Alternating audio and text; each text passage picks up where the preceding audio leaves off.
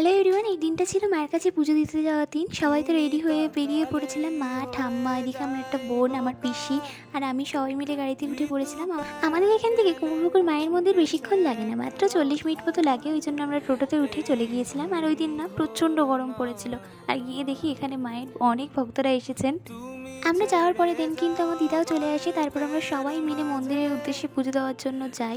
তারপর মন্দিরে গিয়ে দেখি এখানে লম্বা লাইন পড়েছে আর টিকিট কাটতে হচ্ছে। তারপর মায়ের কাছে চলে যাই। মাকে দেখে মনটা অনেকটা ভালো লেগেছিল, কিন্তু এই গরমের মধ্যে মাকে ঠিকঠাক পুজো দিতেও পারিনি। ইভেন আমার শেষমেশ মনে পড়লো যে মার কাছে আমি প্রার্থনা করতেই ভুলে গেছি। তারপর দেখি এই এত মানুষ এখনও আসছে মার কাছে প্রার্থনা করতে। তারপর পুজো দেওয়ার পরে আমাদের কিন্তু বৌদি আর দাদার সাথেও দেখা হয়ে গেছিলো, আমার বড় মাসিরা সবাই এসেছিলো।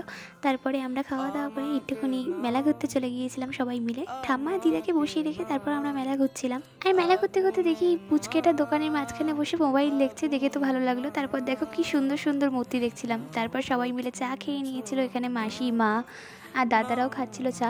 আমরা ফুচকা খেয়ে তারপর কিন্তু মেলা থেকে অনেক কেনাকাটি করে চলে এসেছিলাম। আর তোমাদের একটা কথা বলে দিই, এখানে কিন্তু মা উঠে এসেছিলেন। যারা পুজো দাও তারা অনেকেই জানো। আর কারা কারা এখানে পুজো দিয়েছো আমাকে অবশ্যই কমেন্ট করো। আজকের মতো বাই।